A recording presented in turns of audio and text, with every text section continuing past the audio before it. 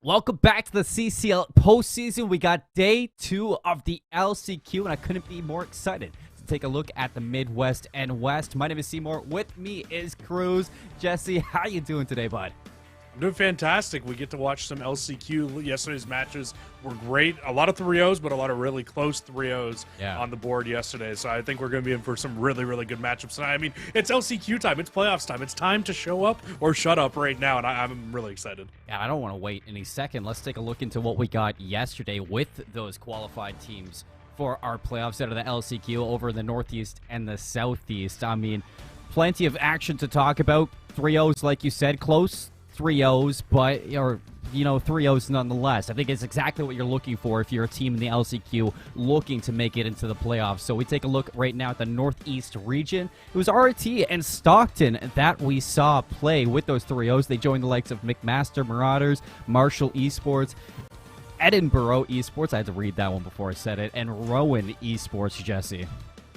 Yeah, I mean, and like you said yesterday, a lot of very, very close 3-0s between a lot of these teams. It was nice to see RT and Stockton, who are two teams who we generally tend to see kind of playing well and making it to the CCL playoffs as well. So nice to see them, you know, back inside the CCL playoffs, especially Stockton. We've seen them multiple times throughout the years. I know me and you were in our 3rd year now, so yeah, it's been a while, but you know, it's nice to see them back in the playoffs. And McMaster too. I mean, a Canadian team that's close to you and I, so. Don't mind seeing some Canadian representation here in the playoffs for CCL, but we take a look over at the Southeast region. We got Shenandoah, Colonel Esports, UNA, and Alabama Huntsville, a team that we saw play yesterday with a 3-0, LA Tech Esports, and KSU COD. Yeah, and I mean, again, when you look at this board, you see a lot of teams that we've seen throughout the years in the CCL playoffs. Shenandoah, another team, Alabama Huntsville, LA Tech, KSU. I mean, all these teams here, just teams that you just expect to be able to make it into the CCL playoffs. So again, it's great to see them qualify through those LCQs, make it into the playoffs. But you know what we get to do today, Colin? We get to qualify 3 more teams here today. It's going to be a fantastic time. Exactly, and I think, you know, something to talk about for today when we are looking at the Midwest and the West region is these teams.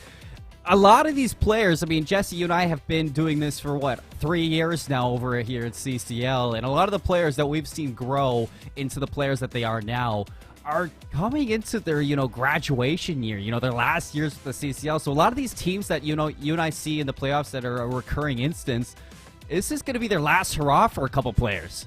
Yeah, it's absolutely crazy to think, right? Because we kind of joined back in the Cold War year, right? So we're in our 3rd year. It's really, really crazy to think of that we're going to start seeing some players who have come, they've made their way through the scene in college COD, they've had their runs, and now they're coming to an end. So you're absolutely right. It's crazy to think about, but I think that it's going to be some fantastic matches tonight. Hopefully we see some of those guys show up on the main stage here today, and I'm really looking forward to it. As am I. Before we hop in with our teams, though, let's give a big shout out to our sponsor, America's Navy, for helping put on this college COD season.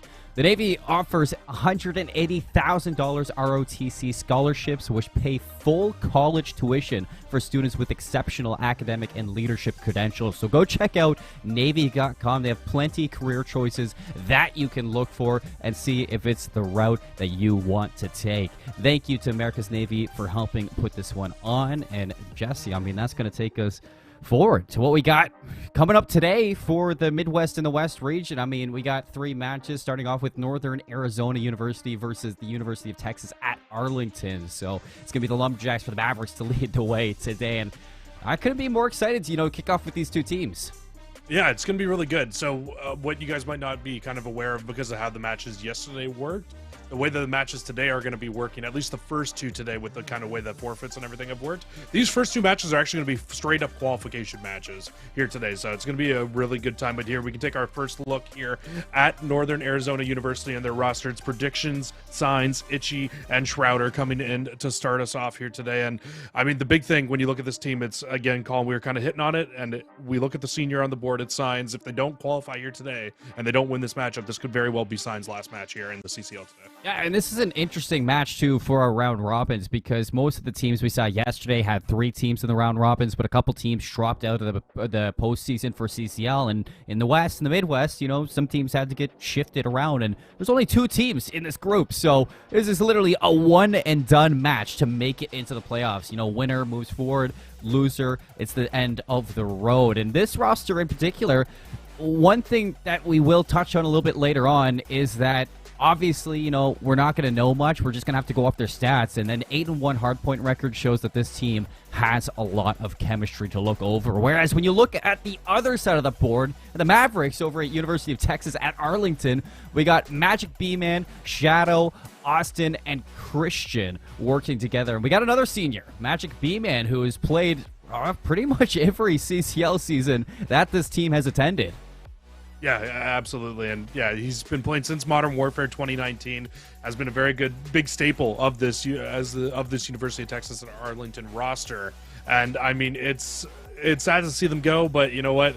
Hopefully they can go out with a good final hurrah here, make a nice little playoff push for themselves. And yeah, they said they've absolutely loved all of their time here in College COD, and it's fantastic to see them throughout the years. But again, we'll just have to see what they can do here tonight. We'll see if they can make their way through. We can take a look at the head-to-head, Colin, between the 2 teams. You can see here very similar records when it comes to 9-1 and 10-0. But the big thing that, you know what, we do need to kind of touch base on is the University of Texas and Arlington.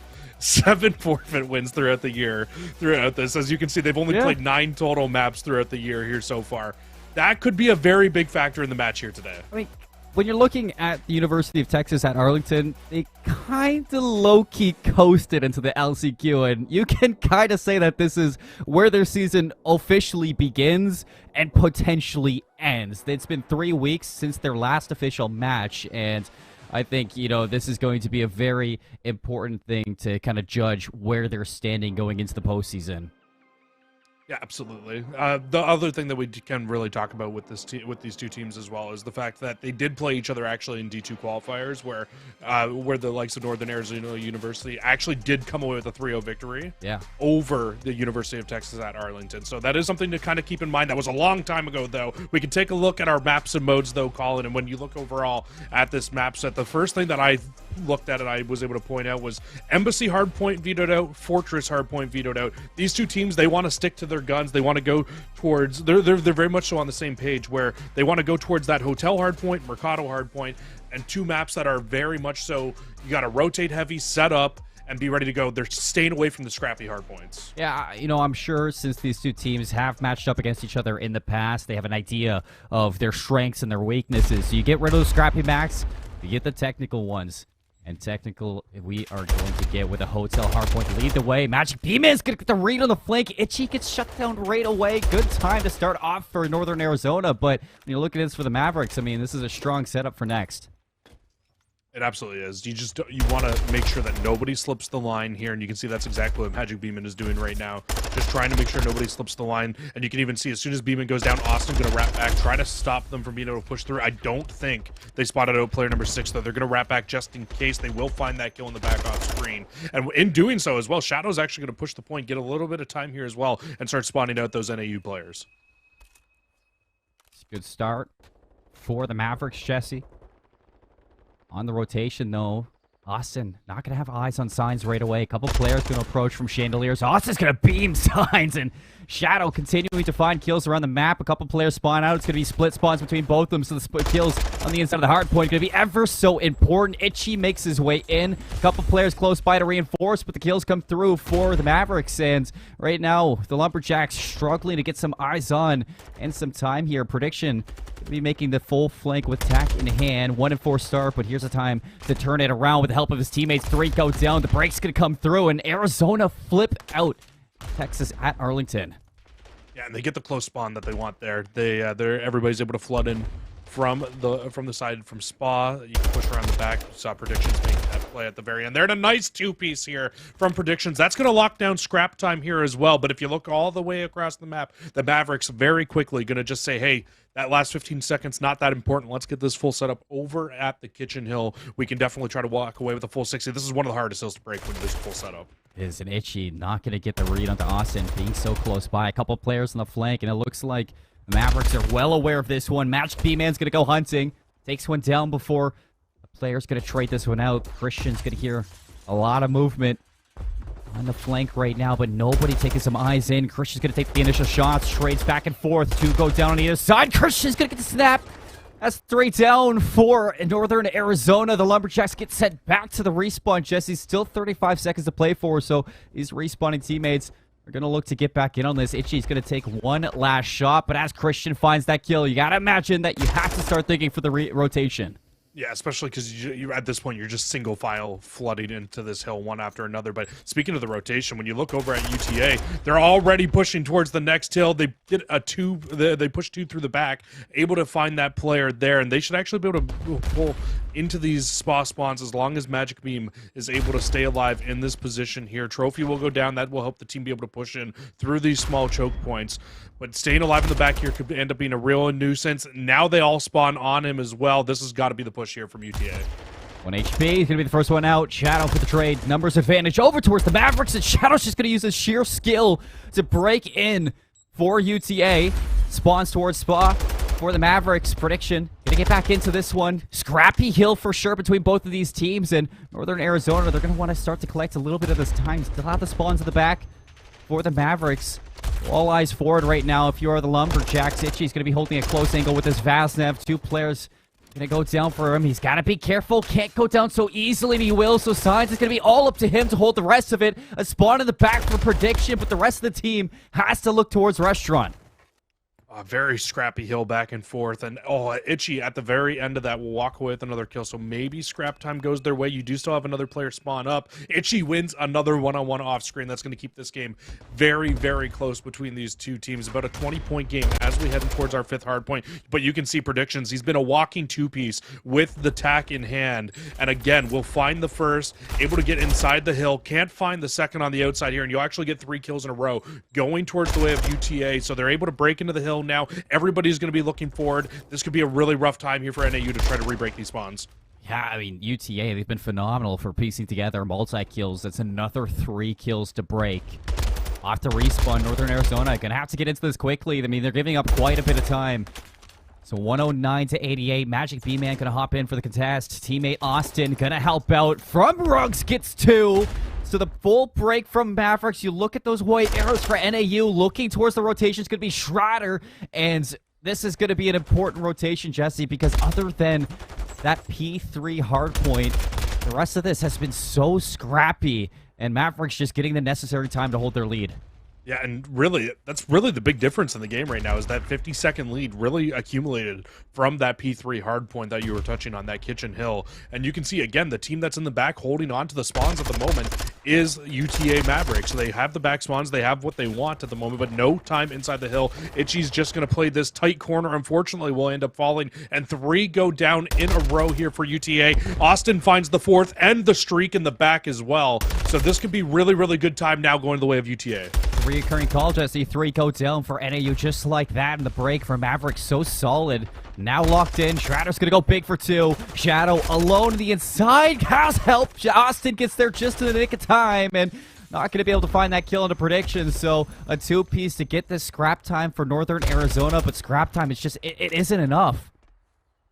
I know Predictions is 14 and 15 right now, but Colin, I feel like every time I see him on our screen, they are making a very big play to get a decent chunk of time for NAU in this map here. They're going to need to continue to look to do that here in the second half of this game as they come into the second half. They're going to be down by about 20 points, but they keep it scrappy, right? They're able to at least keep themselves in that game through the first half of this. You've survived the onslaught of UTA having 2 really good setups through that first half of the game. Now is where you need to come alive, though, here if you're NAU.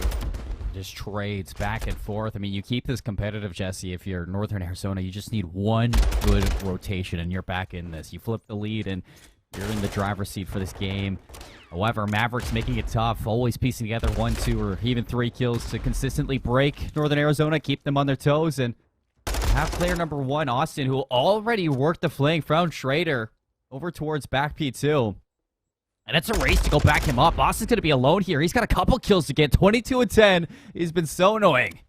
And let's not forget the first time into this back hill that we saw the likes of UTA playing this. They did have a player set up back here. They were able to win the rotation off of that, but it was an immediate break from NAU in the back. We'll see if history will repeat itself. Austin will end up going down as Predictions plays in the back. Predictions actually finds a 2-piece in the back. Will need to be able to be aware of Magic Beam coming off spawn and spa, though. There's your Predictions 2-piece, Jesse, and he gets 3. Looking to lock this one down for a potential 4th 4 in a row for Predictions on his way to cruise missile.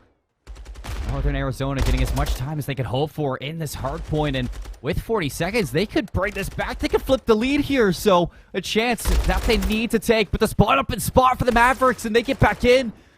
Shredder gets 2. Magic B-Man holds on. 29 seconds to fight for. Over towards Chandelier is where Northern Arizona going to spawn back in, and they do want to hit this one last time.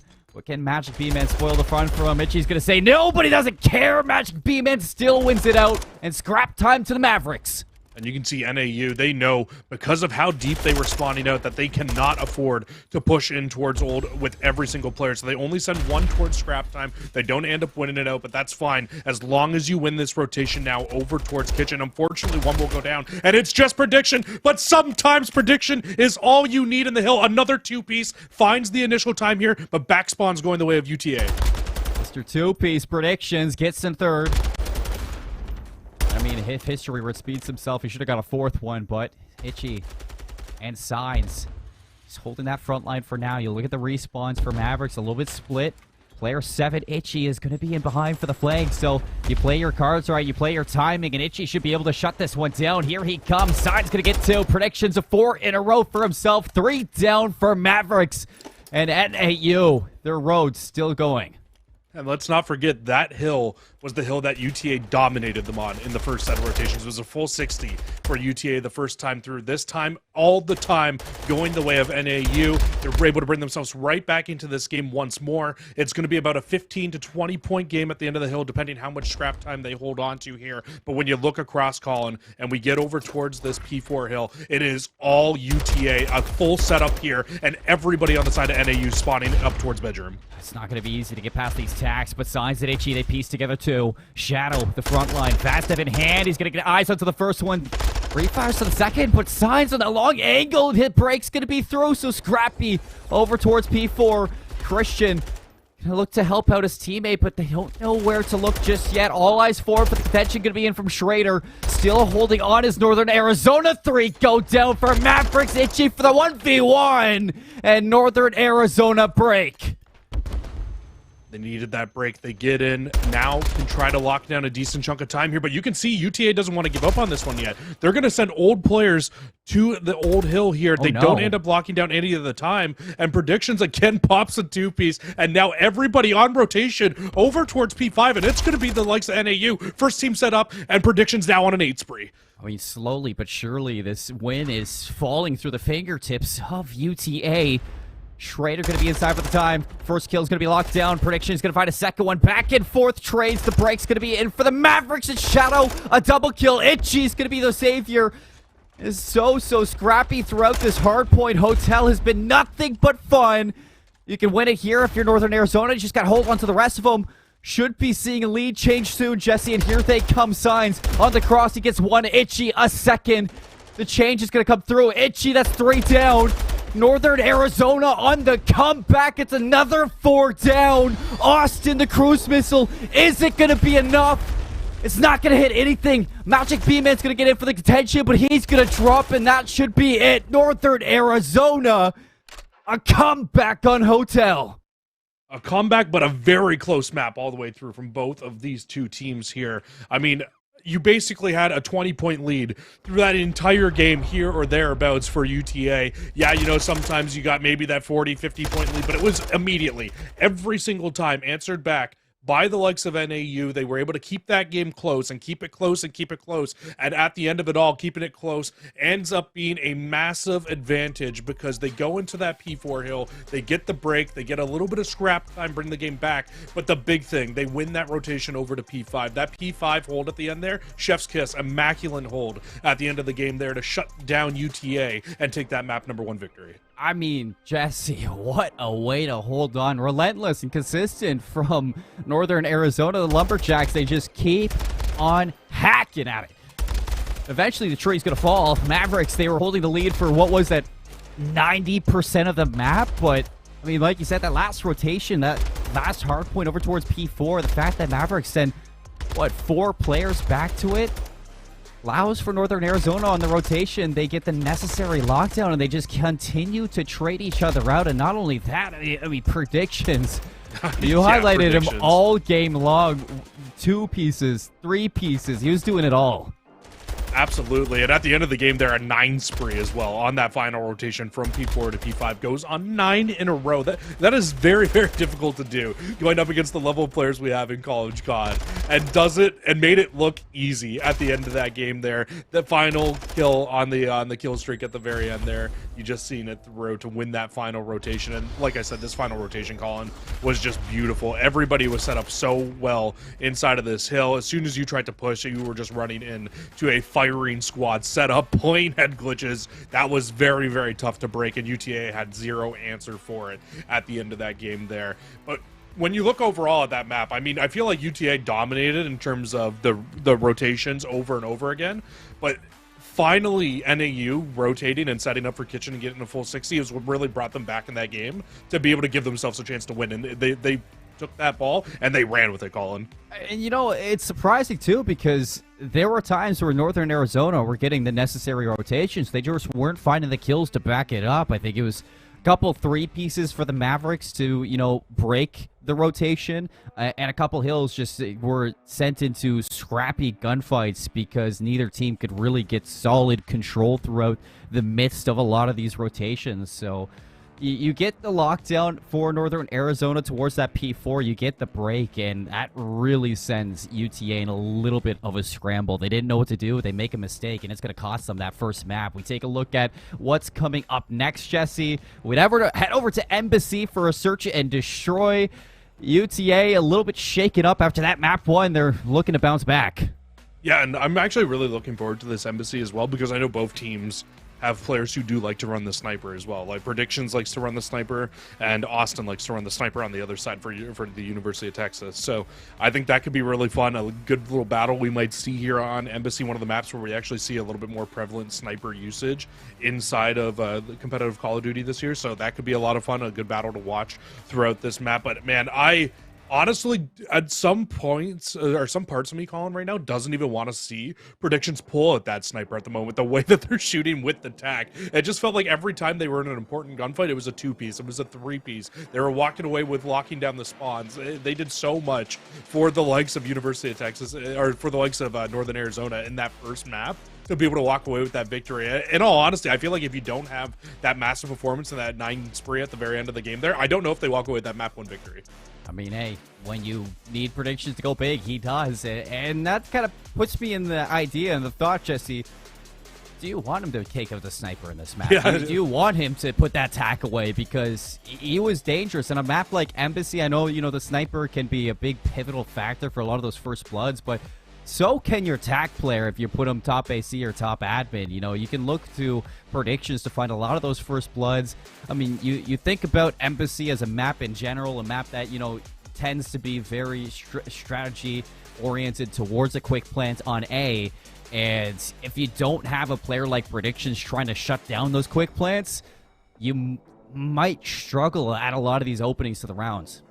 Yeah, absolutely, right? And that's kind of where you need to, I would say, yes, pull out the sniper, but also just know when to put it away, right? And I think that's always the big thing with the sniper is if you're not finding that success, or if you're finding yourselves constantly in situations where you're in 1v2s, 1v3 situations because of having that sniper out and not being most aggressive with your team, sometimes you just need to say, hey, it's not my day with this thing, put it away, pull out a sub, pull out an AR, get aggressive with your team. As long as you're playing with your team, a lot of times in Search and Destroy, especially in Embassy Search and Destroy, you will run into multiple players at once where you need to find those trades, and it could come to a situation where he needs to put that sniper away. So that's something that we're just going to need to keep our eyes on here throughout the map. He might not even pull it out for all we know, right? Yeah, so you know, we'll just have to keep our eyes out for these teams. I mean, we just like to speak in hypotheticals sometimes, but I mean, something to note. I mean, Mavericks, yes, they only played 3 matches this year, but all 3 of those matches were flawless. So 3-0 in Search and Destroy, 3-3 for Northern Arizona.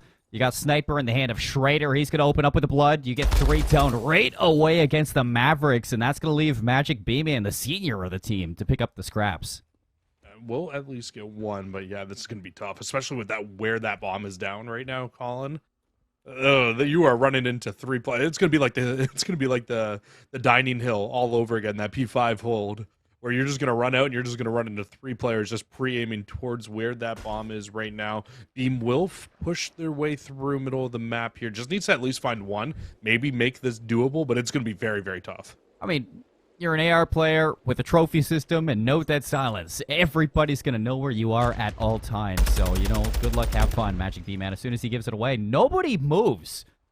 All 3 players for Northern Arizona, they just sit, they wait, they know they don't have to push him just, yeah. Disciplined is one way to put it. Northern Arizona, what a strong way to open up this map. Yeah, absolutely. I say discipline there because I mean, there's so many times where you get the information, everybody just flies, but they know that bomb's down. There is no reason to push out there. Predictions plays the little hidey hole. You got a player top AC. It's going to be so tough for them to be able to do anything. You don't give them the opportunity. You play disciplined. You play back. And that's how you walk away with a round 1 victory. And that's how you play your numbers advantage to full effect here. And you can already see Schrader, who had that sniper out in round number 1, already putting it away here in round number 2. Yeah, on the attack. Schrader. He's looking to get that bomb down right away. Goes for the hop. No, he's going for the kill. Austin, not sure if he's going to hear him climbing that ladder. And no, Schrader's going to get all the way top AC. Finds a kill at Itchy to double down. I put Shadow in a situation where you got to make a play to see if you can shut this one down. But no, Signs is going to get the better of him. And a quick round number 2 from Northern Arizona. I love that push, too, from Schrader there inside that round. Basically what you do is you pop Deddy, you instant push, and you just have full faith in your teammates. They'll watch over you back tennis. Make sure nobody comes around that corner while you're climbing up the ladder. And you can absolutely, because of dead silence, catch somebody off on the top of that ladder, playing top AC, and take full advantage of that. It's exactly what they do. They get that first blood. They get the power position for the defense, which we've seen get worked so effectively on NAU's defense. They take that away completely inside of that round number 2 with that dead silence, and absolutely walk away with that round number 2 victory there. Take a 2-0 lead. And now you can see again here, Austin very aware of the player that was sniping last round, looking for them here, but nobody chowing this time. Signs going for admin control. Shadow and Chris should do a good job at denying that. Itchy going to be in Magic B-Man's shoes now. 1 versus 3 for Northern Arizona. I think he got the audio on the cross, so Itchy might be able to get some eyes on. Oh, it's going to be close. Soon he jumps out. Bomb planter dead. Dre's going to be there, and UTA find their way on the board. That's always a tough one, right? You get all the information in the world, but you're still in a 1v3. It's like, oh, what do I do here in this spot? You get the first, but yeah, you're very unlikely that you'll get the second and be able to get away here in that situation. You almost want to just stay gun up at that point, but no, you try to get around the corner. Unfortunately, end up falling, but that's a good answer back from UTA. You needed that. You didn't want to go down 3-0, especially after that map 1 when you kind of collapsed at the end of it. You kind of want to just keep that going here, and you can see again, Schrader in this round doesn't have dead silence available. Sniper comes back out in the hands of them, and they're going to choose to watch over B with this time. Actually going to put it away, make me eat my words here inside of the round. Nade stuns all come over the top. Austin up top, though, will be looking to kill this bomb planter. They do, and that's already a first 2 bloods all the way over to UTA. And a little bit of indecisiveness for Northern Arizona between Schrader and that Vasnev sniper switch. And I think that just kind of fumbles the timing for their whole team, struggling to get out the window. He doesn't know what to do at this point. So Schrader, the 1v4 ace, the clutch in round number 4. And silence isn't going to be popped. Magic B-Man should get audio, and he will. And Mavericks, 2 rounds to bring this back. Yeah, it felt like what NAU was doing so well in those first 2 rounds, Colin, was being quick, being decisive with what they wanted to do. And these last 2 rounds have felt a little bit more wishy-washy. They haven't really kind of just been like, oh, you know what, this is what we're going to do. We're going to take full effect of this. Let's just do it now, right? We're going to make this play call. We're going to stick with it. We're going to go for it. I completely agree with you. I think that they've just taken a step back from that in these last 2 rounds here. They need to be quicker. They need to be more decisive the way that they were in those first 2 rounds. They've got the first bloods and just took full advantage of it. Haven't seen that again here yet. We'll see what they can do this round, though. Schrader's going to be in the background. Might be able to catch a first blood on an unexpected victim. Unfortunately, though, you can't miss shots like that. You need to hit those. what could have been for the Lumberjacks. Maybe a first blood, maybe an advantage to the round. But very slow out the gates from the Mavericks. Nobody even crossing from admin just yet. Austin maybe just hoping for first blood. But look at what Signs has been able to accomplish in the meantime. He's pushed all the way up to Signs, just laying prone. They have no idea. And this could come back to bite them. They're going to get a stun check. They know Signs is close. They just don't know exactly where he is. And now Signs actually gets Prediction to watch over them as well. Unfortunately, though, Prediction goes down, so that's going to leave Sign completely vulnerable as soon as they find that first kill. And Schrader through middle of the map. Austin's going to be able to find the snipe onto them. 1v3 again here for Itchy, and unfortunately, it ends the same way as the first. And they'll go down. That's 3 rounds in a row to UTA. I mean, talk about unfortunate. Signs was in a spot to make every play possible for that round. To shut down the bomb carrier, to kind of shut down the hopes and dreams of Northern Arizona. It comes down to Schrader missing that first blood on the snipe, Predictions falling, top AC, Signs not really being able to, reach their full potential towards that forward aggression, and Mavericks, they just kind of pick up the pieces of the mistakes from the Lumberjacks. So UTA on the defense, looking for their 4th round in a row. Northern Arizona looking to stop the bleeding for now. Player in orange, Shadow, just going to be waiting. Itchy watching this like a hawk. Heavy presence over towards B for UTA. Both teams just very wary on who's going to make the first move. It's going to be Shadow out the gates. Shadow gets 2, and Austin from up top, watching over him, gets a 3rd. Predictions against the will of the rest of the team. He's going to be able to make this at least a 1v2. 1v2. It's definitely doable here, but bomb down in a not-so-great spot as well. So as soon as they fly out this window, they will get spotted from that player on the cross. You can see it's actually Magic Beam watching that cross, laying down, will shut them down, and yeah, calling that round there. Again from UTA, just very decisive with what they wanted to do. They had control of the site.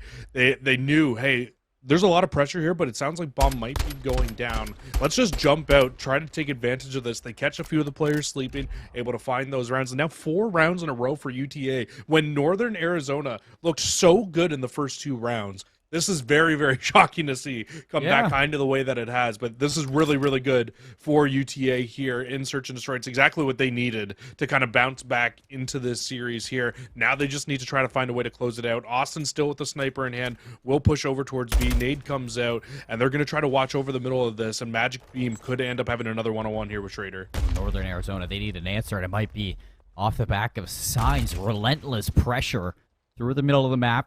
Opening first blood. Schrader's going to get spotted towards Xbox, but it looks like he escaped. So Signs still allowing to just run rampant in the backline. Austin gets the hit marker, finish it with the pistol. Schrader's going to miss a mark with the sniper. And, you need to start hitting these shots if you're Schrader. It's like, at what point do you just say put it away, right? If we're missing and we're just handing out free haircuts throughout the entire map here, and we'll have another one. Misses another free head in the back of the map, and unfortunately in doing so, Itchy gets aggressive. Itchy falls, and now you get another man advantage going towards UTA. I don't understand the reason to get aggressive there if you're Itchy, but now everything's falling apart, and Northern Arizona, they just get picked off one by one. 5 rounds in a row for the Mavericks. Now on map point to answer back from a fumble in map number 1. I mean, you win this if you're the Mavericks. You think that, hey, this could easily be a 2-0 game right now, but you'll settle for an even 1-1, just taking one more round.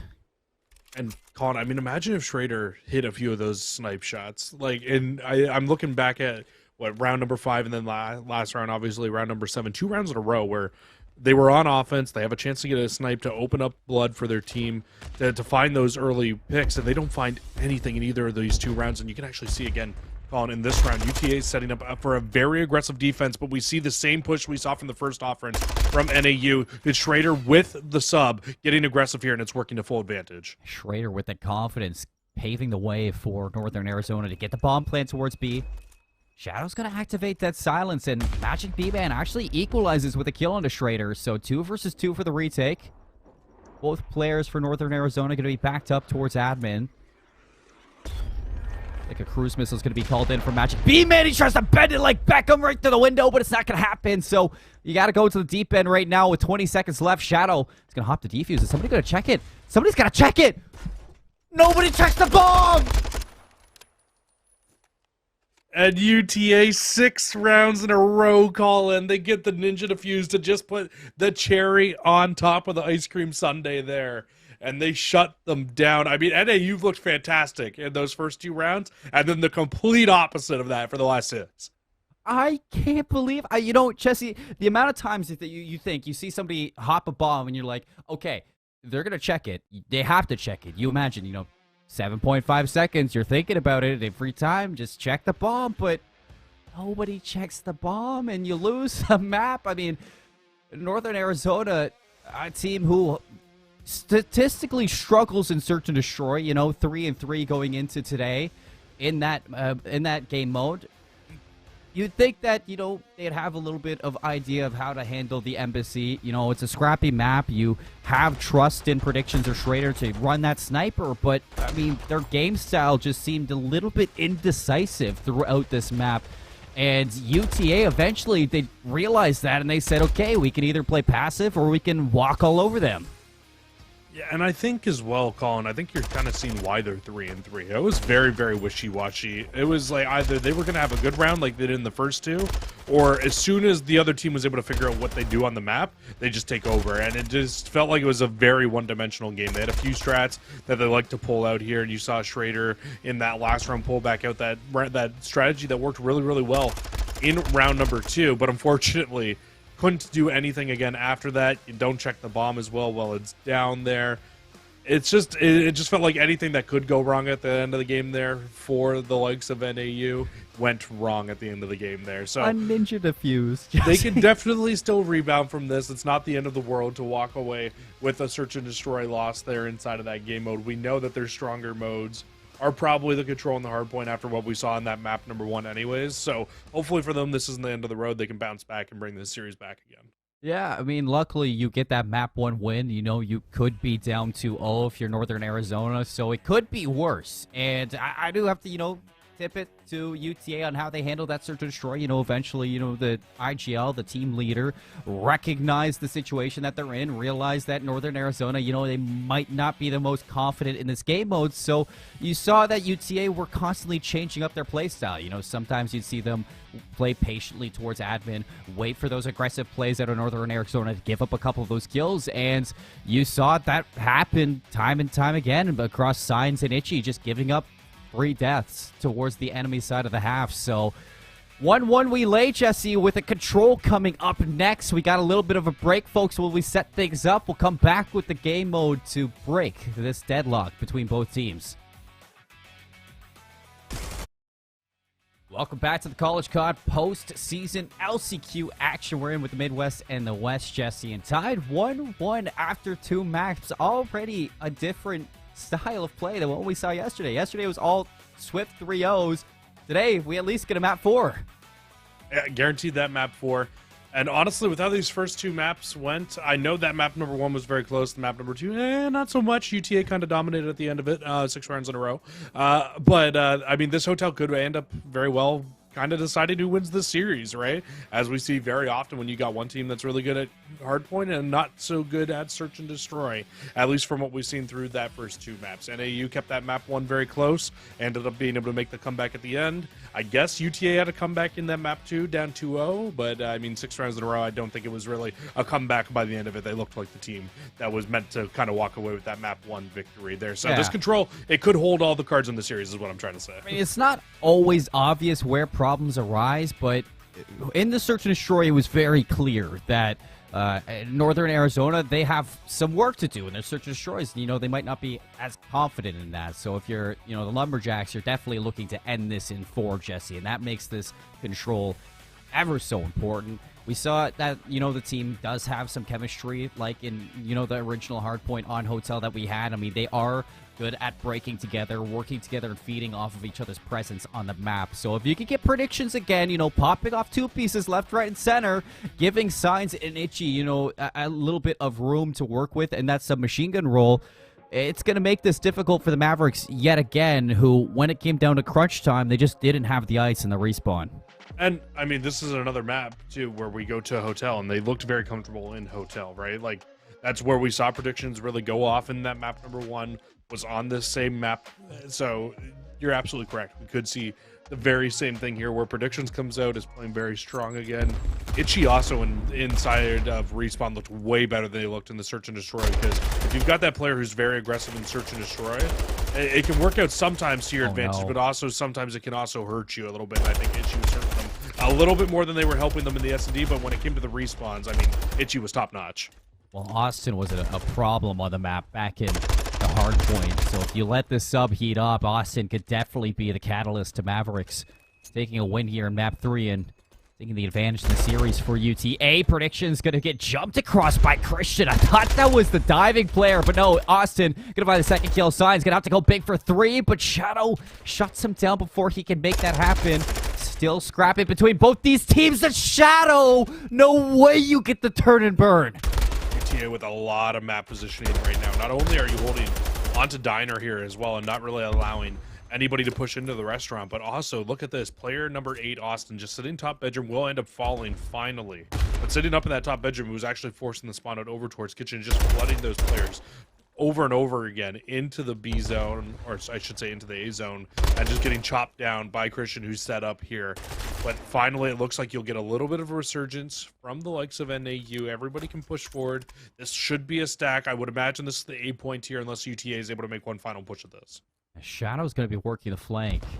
Looks like somebody's going to be watching this. Yes, Signs is going to be well aware that the potential was there, and the A zone's going to get cleaned up. You add another minute to the clock, and to top things off, Schrader's actually going to take down Christian, so potential to open up the flank. You see a couple players from UTA are drawn back. And life disadvantage isn't crazy here right now either, right? It's only a 4 life lead for UTA. If you can find a player, a way to sneak through, it looks like Science has actually maybe found that route. If they don't find the first, oh my god, we don't see it on screen, but Beam pops a massive 2-piece. I don't know how they got the second one. They looked like they were at least tagged up from the first fight there, but Magic B-Man will find 2 in a row. That's just going to completely slow down that NAU offense, and now everybody's going to have to push in from the front. Austin's just being so annoying. Always rotating off of his initial contact. You don't know where he is. 7 and 3. And he's just playing his life. You know, he doesn't have to take the gunfights just yet. Just picking and choosing where he wants to take aggression towards. His big kill there from Schrader opens up potential for a flank, but instead he's going to cut corners back towards the middle of the map. So all eyes forward. You still need to worry about Austin, who's bottom bedroom. On the inside, it's going to be Christian to pop up too. Austin's going to show himself. A team nade from Shadow, and Austin goes down.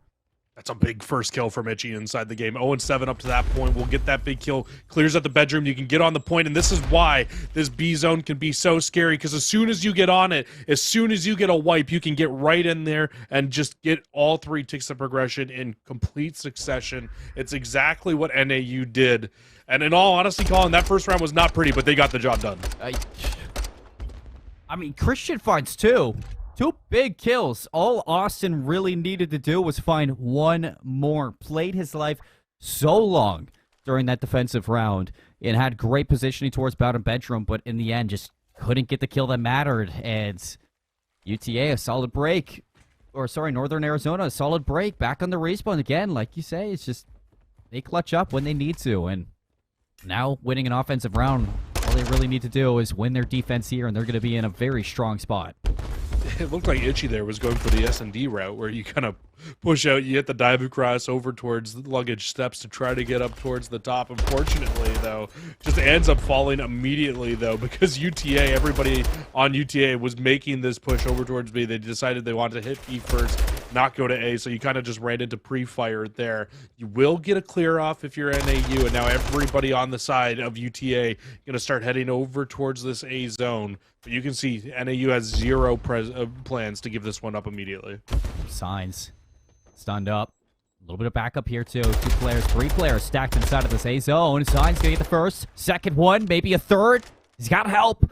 The A zone slowly for Christian progressing forward. He doesn't read Christian laying down, and This is a second tick potentially at A, and a second tick is grabbed. And Signs, that's 3 big kills from Signs inside of that round there, just to keep shutting them down, putting them into annoying positions here. And you can see because of the positioning of the players here on NAU, they're pushing forward and they're forcing the spawn out for UTA back right now. It actually looks like UTA may have dropped a player as well. I was going to say, hold up, where's Shadow? I'm assuming we're going to play this round out, but Shadow is MIA, so 30 seconds left into the round. Northern Arizona, forward aggression. Magic B-Man's going to take one last shot at A, and hold up, wait a minute. I think that A zone's done. 3 players on the board, Jesse, and Mavericks cap A. They get the A zone just in the nick of time there, so they'll get an extra minute on the clock, a minute 20 to work with total. Still down 7 life, still in a 3v4, so the likelihood of this happening, not very high. But you know what? One break is all it takes sometimes over towards B to be able to get in there, but I just don't know if they'll have the manpower to hold on to all the angles that they'll need to here. Magic B-Man on the flank, gonna get audio into Schrader, snaps to predictions. Players off the respawn towards the B site, so B-zone's going to be hopped right away. Magic B-Man looking to stay alive on an island. Player top bedroom, going to jump out towards him. Austin's going to have to go big, but Itchy's going to drop Magic B-Man, still making plays for the team. Austin now inside the zone. Progression still moving forward for UTA, and Austin wants to play for the kills. Playing that frontline player, takes down Itchy. Signs going to be spotted out towards the couches, and B-Man there for the trade, but Austin goes down, and Mavericks don't get the tick towards B. That's unfortunate. That may have been the one opportunity there, but again, just there's too many players in a 3 versus 4 situation like this to deal with most of the time, and you can see it's happening here for UTA. As soon as they could get a wipe, and immediately there's already another player from UTA coming off spawn, getting into a position just to be really, really annoying here in these spots. And yeah, you're just in a rough spot here. I mean, you're going to go for one last-ditch effort here with Austin, maybe try to make one big final flank play around, see if you can open up the map. We'll find one, but this is going to be tough, especially when you've got Itchy up in your... They will find it. 3 in a row, actually, to the way of Austin, but one player's still in the back spawn. They'll get on, and they'll stop the clock here, but this is going to be tight. 4v4, lives are even. Magic B-Man goes down, but Austin's still alive. Second tick going to be captured. Predictions, he has to go in for this one. 2 players going to be stacking it. Christian for the 1v1. Dancing around there's a team kill. What is happening? 1v1. Magic B-Man not going to get the read. And Northern Arizona, they almost fumble the bag.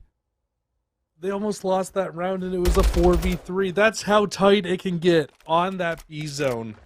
Very, very unfortunate stuff there for the University of Texas at Arlington. Of course, we'll find out whether or not that round counts, what ends up happening. Like you said, Colin, of course, we'll play the round out and see how that one ends up coming down to an end here. But I would imagine that this game will be we'll be taking a little break here as we try to get the 4th one in at some point here in this map. Just waiting for a word from our producers, obviously. We got movement from one team. Okay, Mavericks are starting to drop out, so I can imagine that we're going to be re-racking for this one. Northern Arizona, I mean, I would not feel that round. I would not feel comfortable after that performance that we saw on their defensive side. Mavericks 3v4 throughout pretty much the entire second round, and it comes down to a 1v1. I mean, Magic B-Man just gets a little bit better timing, and you don't have only 4 seconds to get to that zone, and he makes it happen. But instead, clutch play from Signs. It was like a 4 to 5 life, 4 to 5 life deficit as well that they had inside of that they came back from inside of that round. Unreal stuff from UTA inside of that round. Number 2, to give them an opportunity. Unfortunately, they don't walk with it. And like I said, we'll probably get our final word on what we end up doing there with that round. But we'll just kind of wait and find out, Colin. We'll kind of have to talk about what we saw throughout the first round there inside of that game. And I mean, what we saw in that first round from NAU was a very slow start. They end up getting the restaurant zone immediately. and just relentless pressure on the zone from the front over and over again until they finally got the break. And I feel like that's very often what you see on that B zone is you just see constant pressure hitting it. And then once you finally get that break and you get a solid setup where you can get 2-3 people in the hill, that's when you can reinforce. That's when you can walk away with the round victory. And we even almost saw it from UTA in that last round in a man disadvantage. I mean, they were literally making magic happen in that round, Jesse. And, you know, one thing that going into today that I was highlighting, you know, overall for something that, you know, a lot of people are going to be looking at in the LCQs, are teams walking into today and being as dominant as they possibly can. You know, you don't expect games to be 3-0s all the time. You hope they do, but for a lot of these teams in the LCQ, you want games to be as close to a 3-0 as possible, because when you're done with the LCQ, you qualify for playoffs, then you got to play Div 2 teams. And when you're done with the Div 2 teams, you have to play the Div 1 teams. So, you know, there's a long road ahead of these teams in the LCQ to make their run for playoffs, to make their run to try to qualify for that LAN. And it begins with today looking as comfortable as you can. And between these two teams, Northern Arizona and UTA, it hasn't been comfortable other than the search and destroy from the Mavericks. Yeah, I agree. I completely agree with everything you just said there. It's one of those things, right, where when you go in and you're coming into a tournament like how we have our LCQ and our playoff bracket kind of put out, like you said, where you go up against the rest of the open teams, then you go up against Div 2, you go up against Div 1 afterwards. And then, let's not forget, after you play the Div 1 teams, that's just the bottom of the barrel Div 1 teams originally too, right? Then you got to go up against the really good Div 1 teams, and those are where you get some really, really scary matchups. Anybody inside of our top 25 will be a very, very tough opponent for any of the teams coming out of the open bracket, or out of the open division, out of the D2 division. So like you said, you want to look as strong as possible here to kind of propel yourself, give yourself as much of a momentum boost and confidence boost as you can get going in towards the rest of the last chance qualifiers, going in towards the rest of the play-ins, and to be able to get towards that LAN. I mean, we've had some miracle runs in the college COD before. We can definitely have some miracle runs again. I'd be surprised if we don't, in all honesty, because COD is a very day-to-day game, right? If you're playing and you're shooting well one day, it can absolutely be different the next. So if some of these Div 2 teams, some of these Div 3 teams can really kind of catch some of these Div 2, Div 1 teams off guard, I mean, anything could happen in these in a bracket format. COD is a day-to-day game, Jesse, but it's not every day that you see an open team make a full run to qualify for LANs. So a lot of these teams, you know, they're holding on to some high hopes to make the full run. I want to take a look at the maps that we did get through in case anybody is just tuning in. We got Northern Arizona University, the Lumberjacks, playing up against the University of Texas at Arlington Mavericks. And I just got word that we are not going to be taking a look at that maps. Instead, we're going to be jumping into map number 3. And we did get an update, Jesse. Second round did not count. And if you're the Mavericks, you're saying like, okay, you know, it could have been a round win. Wasn't a round win, so let's just axe it. I mean, if you're UTA, you are like, thank you, Lord. We don't, that round doesn't count. We almost beat them with only 3 of us on offense. Imagine what they can do with full manpower here inside of this round. And if you're NAU, I'm shaking in my boots right now, Colin. I don't know about you. Yeah, all you really need is Shadow. Maybe Shadow's the X factor, the missing piece. But right off the gate, Austin goes down, and Itchy, the second one. So Northern Arizona, maybe, you know, they have a chance to restabilize, catch their breath, and they go into the round number 2 now with level heads. Yeah, I mean, if you're NAU after that last round and almost getting 3v4'd, you're just taking a deep breath here, and you're definitely just trying to come out and find a little bit more success, taking it second by second here inside of this next round. And, you know, already off to a little bit better of a start here. They're not allowing that immediate pressure over towards A, that immediate, the immediate picks to come through.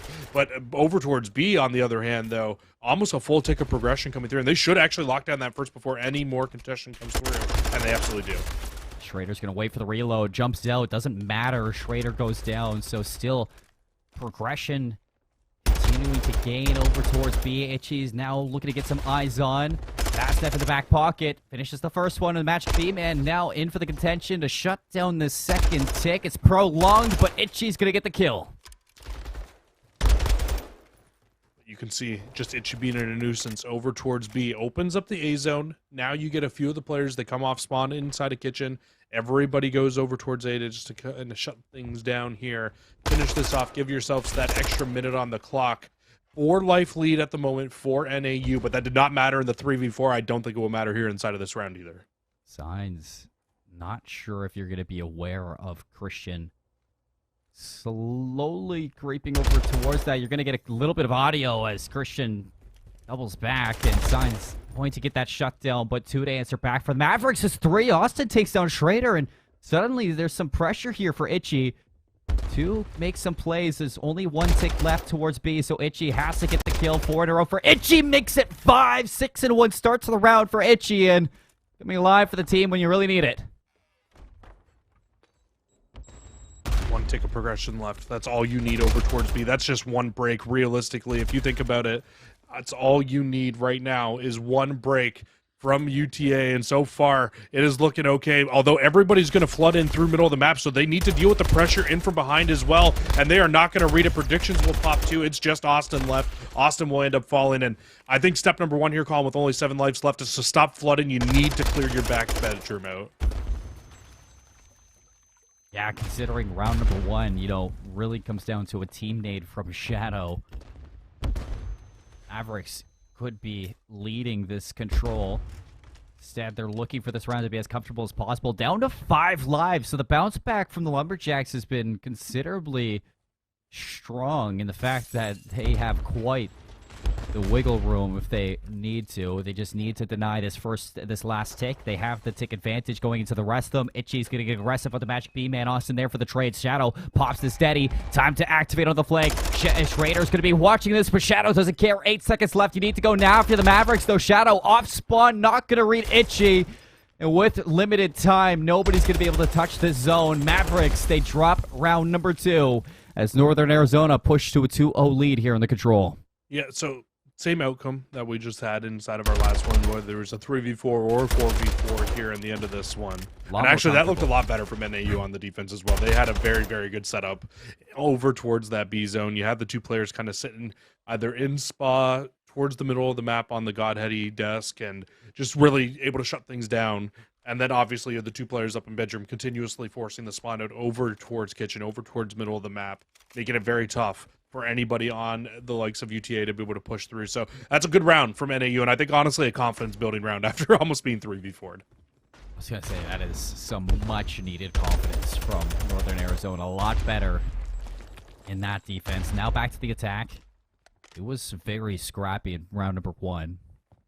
Came down to, like I said, a team nade from Shadow to really put that one away, but heading over towards the A zone first. Prediction's going to get the read onto Rogs for the second one. Nice shots on the Shadow. Can't finish it out. 2 players get traded out. Suddenly you're even looking in towards A. Itchy still continuing to find some kills. Sign's going to get aggressive. Jumps out. Finds Christian. As A zone, second tick locked down. Looking for the third. They're just trying to hold on to this here. That's a big kill, though. In the back for Magic Beeman. Beeman will actually find 2 as well. Can maybe get on the point and shut it down. No, will fall. So that's going to be A zone. Completely finished off here. And if the Mavericks can walk away, or sorry, if NAU can walk away, they'll walk away with the map victory here. It is a 2-0. I know it says 1-0 at the top if you're just joining us. So need to keep our eyes on that. This could end up being map point if they get the 3 ticks over at B. Itchy 12-7, Signs 12-6. Both submachine guns just completely paving the way for this team. Signs actually running attack. I don't know why I thought he was running a sub for this one. He is just continually putting on the pressure, though, for Northern Arizona. Here in their respawns, looking a lot more comfortable than their search and destroys. Mavericks is do or die now in Shadow. It seems like he feels the pressure. Big 2-piece there to force the respawns back towards kitchen. Yeah, that first big wipe on the B zone from UTA opened up so much map control. It's now allowed Shadow to push up, get into a really, really annoying position inside a bedroom where you're going to force those spawn outs that you want. This can absolutely lead to a UTA map victory or round victory here. But we saw this in the first round. We saw UTA with a solid setup, and we saw NAU break it from the back. And it looks like they are very aware of that. They're not really letting anybody slip through yet. But again, this zone is just one of those zones where as soon as you get one big break, it can all come to an end. So they need to be clean from this point out still. 19-12, 53 seconds. Here we go. Mavericks on the defense here. See if they can shut this one down. Itchy Gonna get the trade onto one, although 2-for-1 trade is what you're gonna take here if you're the Mavericks. Continuing to shut down these attacks again and again. 34 seconds left for this one. Northern Arizona, not a lot of resources to get this one down, Jesse. And they're losing players again and again. Individual pushes making this so hard to dedicate over towards B. Schrader drops, and just one by one, they keep on funneling into this. Yeah, they're trying to get enough kills where they can move their way through middle of the map and not have to push this solo, but it just does not matter right now. There's just too many players set up here for UTA in very strong, powerful positions. You cleared out bedroom for a small bit of time. Now you're going to spawn out again. Nobody's going to be able to get close to this, and that was just a fantastic setup from UTA inside of that map where they're set up in the middle.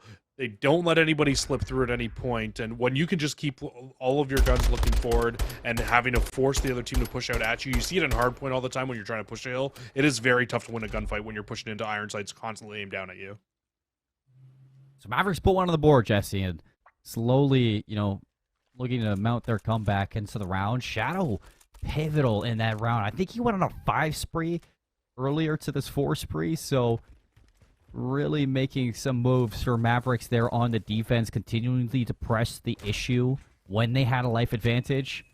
You're looking at Shadow to continue with that success, heading now onto the offense. It looks like they're going to dance with A first. Christian on the flank, fast in hand, nice read from Itchy, immediately shutting down the aggression. Now just to look forward, Schrader's going to find Austin off screen. Shadow has to make the play, 5 in a row, hitting onto the A zone. That timer's going to be stopped at 1:08. Christian and Austin get the read on the Schrader through the middle of the map, and Christian should be ready to get a little bit more. First take's going to be locked down. Signs looking to get into this action. With attack in hand, finds 2, but now you got to go up against Austin, who looks the other way. I have no words for that one there, Colin, but it doesn't matter. Signs finds the kills that you need in that situation. You will get a player to hop on a B. That's at least going to stop the clock and make it a little bit annoying here for the NAU players, make them have to turn around, but it doesn't matter at the moment. The setup through middle of the map is very strong. Finally, Christian will pop 2. This will at least open up a small avenue where you can start to work your way forward, start to get a little bit of map positioning and control back into your favor here, and it actually looks like it could work out quite well. Everybody hops over towards B. You've got Magic Beeman actually in a really good position here on info desk as well. You can start to shut these players down as they try to come off spawn, and you can see that's the first line of attack now and the first focus for NAU. They need to get rid of B-Man here, and he's going to continue to be annoying. B-Man, B-Man, he's got the magic and he's beaming, Jesse. 16-13 in the pivotal position to shut down the rest. Lives just dedicated over towards taking him down. Second take looking to get locked in. Austin trying to get it done, and it's going to be Christian to get that second take locked down. Third ticket progression getting worked on. Mavericks looking for round 5. Shadow's going to take down predictions through the middle of the map. The last hurrah not going to get there. And Mavericks, they say, not yet. We keep going. And I think, Colin, that we're going to end up coming down to kills for the final defense here. So I'm not exactly sure how final defense works in this situation when we did have a lag out and we did have to go through and we had to restart here, because I believe ticks are exactly tied at 11-11, because both teams in the rounds that they didn't win, they were able to get 5 ticks of progression on their offenses, I believe. So this could get, I'm not exactly sure what we're going to do. It looks like maybe we'll play this one out. We'll have to just see if everybody starts kind of running towards both ways, and it looks like we are. So we're just going to get a complete start here. It needs to be the likes of NAU on offense. They need to walk away with the victory here if they want to win this. They've done it before. Can they do it again? Last time was a little bit of a struggle, but it seems like they want to go to EB first. Itchy, first player forward. Going to be shut down by Magic B-Man. Magic B-Man gets 2, so continually going to make this hard for Northern Arizona to really dedicate some lives onto it. Signs he knows this. He's going to play for some kills. Austin going down means that this B zone is susceptible to a little bit of progress, and Prediction's going to find Shadow through the middle of the map, so this is really good from Northern Arizona. That's 3 down. You got to stock this site. Yeah, this is over. B is done. If you are the likes of UTA right now, this just needs to be completely chalked. You need to get a full setup over towards A. They'll actually drop the cruise missile on it, but I don't think it's going to be enough to shut it down. It's not. B will be finished off, and now this is where you need to get the full setup over at A, but they don't have the full setup right now. You have an opportunity, if you're NAU, to weaken the setup before it gets strong. That straight freaked me out. It literally came from nowhere. And Shadow, it wasn't enough. The straight's gonna get burned, but They take the guns over towards the A zone. They get 4 down, only losing out onto Austin. Those are big kills now, because now you can get this full setup the way that you want it. You can get a player set up inside a kitchen. You can get them to be annoying, but now you can see, you look at the bottom of the map, player number 5 predictions knows that they need to find a big play to open things up here. Try to get a big flank play just to be annoying on the map. Do something. They're going to push through middle of the map, but I think that this whole break is going to come down to whether predictions can find a kill in the back or not. Oh, shots on the Shadow. It gives him away. Player 2 now looking to get the kill into predictions. Signs, trace things out. Christian still looking some pressure onto the front line, but Itchy finds the opening there. Austin now stuck into Ruggs. Needs to find a couple of kills. Austin gets the first on the predictions. Has a little bit of help there. Itchy goes down as well. Off the respawn, looking to get in and activate his signs for 2. Magic B-Man hops up for the kill, but not enough to shut the rest down. They get in, but Christian gets the double kill to hold on tight. And they know now it's just prediction left. Prediction's going to try to pick these UTA players off spawn so that they can't get back into those powerful positions here. But Austin through middle of the map with the tack finds 2. Now everybody can push forward. Everybody can get into really annoying spots now. And Signs in the back of the map, this whole round could end up coming down to what Signs does on this flank. Make a break right now. You need to play your time. You need to play up Signs. Contact. Signs gets 1. He gets 2. The opening for the rest of Flood on 4. But Shadow and Austin make it hard for Signs to make the play. He's going to hop on and stalk this time. But I like the call to push forward right now for your Shadow. Looking to cut off the rest of the reinforcements. And he gets straighter down. Now Signs a little bit alone in the open. Gets the kill to Austin. But here is the cavalry. A 2 for 2. Itchy. A dead man inside this zone. No more respawns, Jesse. And the Mavericks from 2-0 down. They're going to make the climb back. And they take the control. Oh no, that's just so unfortunate for NAU. They win the first 2 rounds, but 3 rounds in a row go to the UTA Mavericks. They walk away again with another close map here in map number 3. Colin, we have had some bangers to start the day off here, but it's going to be UTA. And honestly, a position where they could have been walking away with a 3-0 victory here if they would have just gotten the last 15 seconds inside of map number 1. I mean, you think about how that control happened, Jesse. Shadow team nades in round 1 to basically give up the round to Northern Arizona to start off that control. Round number 2 was almost a 3 versus 4 for the Mavericks. Ultimately, it was scrapped. We did, restart it back to the 1-0.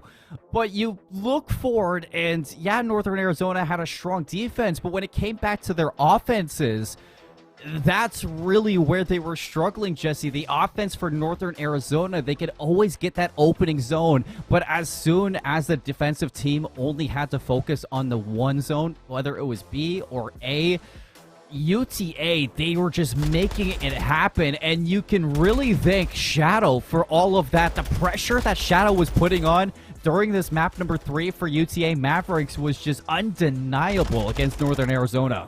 I think it was a lot of them, to be honest. I know you're highlighting Shadow, but also Austin. I mean, Austin with that 3-piece on at the very end of the game there, just the one that really sticks out to me in terms of being able to walk away with the victory here and just be really, really annoying. But yes, you're right. Absolutely. In that last portion of the game, when Shadow was pushed forward in the kitchen, just chopping down those players coming off spawn, does make a very big impact.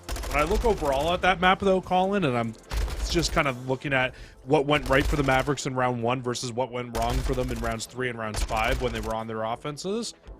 They got A in the first round as their first zone, and the last 2 rounds they got B as their first zone, and they had to work their way over towards A, or at least went for B to start off the rounds, and it didn't feel like they were as comfortable having to transition over towards A later in the rounds. It's a very hard hill to break, or very hard zone to break, when you have a full team set up. I mean, we've seen it at the end of the hard point, and then we've seen it again here at the end of the control. You can try to dolphin dive your way on, gunfight your way into that, but when you've got a full team set up inside that kitchen or inside that restaurant where you're just sitting on head glitches, you're snaking the heck out of it, it is very, very tough to break, and you saw it again there. Map number 1, Northern Arizona, they were able to clutch up and ice up for the Hotel Hardpoint victory, but 2 and 3, they just couldn't get it done. So Mavericks, 2 maps in a row to bring this to their advantage. And we look back at the scoreline, You made a good point in saying you think that everybody on UTA in that map 3 had an impactful time. I will say I can agree with that. Even Christian, not the prettiest scoreline at 18 and 20, but when Christian was finding kills, they were usually multi-kills, and they were very impactful kills. He was just in the right place at the right time, making sure that Northern Arizona really could never be comfortable on those offenses. So I think overall, UTA, a very strong map 3 once they got settled in. Yeah, and like kind of to add on to that, it felt like every time you needed somebody on UTA to step up and to make that big 2-piece, that big 3-piece, in that, especially in that last round, to be able to walk away with that last round the way that they did, it was just constant. Everybody stepping up to the plate and doing the job that they needed to do to walk away with victories there. We can take a look at our map set here, though, Colin. I mean, this could very easily have been a 3-0 for UTA. They were up big inside of that hotel hardpoint. They allowed a comeback to happen on them. NAU made their way back through. The only thing that worries me for NAU now going into this Mercado hardpoint was, one, it feels like UTA has fully settled themselves into this series. Now, they've shown that they can ice up inside of a hotel control. The big thing that worries me, though, is that I feel like in that first map, UTA dominated in terms of being the first team to rotate to every single hill, but it's a little bit easier to break hills on hotel than it is in Mercado, in my opinion. Yeah, I mean, Mercado, it is notorious for stringing together hardpoint after hardpoint. So I'm right there with you. I think Northern Arizona, one thing looking forward in this one that you have to be scared about is those rotations. And not only that, you're going to have to go to a map 5 if you want to continue with your college COD season. And if you go to a map 5, you're going to have to make some critical changes in your search and destroy, Jesse. Absolutely. They need to just completely forget about that embassy search and destroy and just be like, you know what, hotel, we've gone 1 for 1 on the day for hotel. Yeah, we lost the control.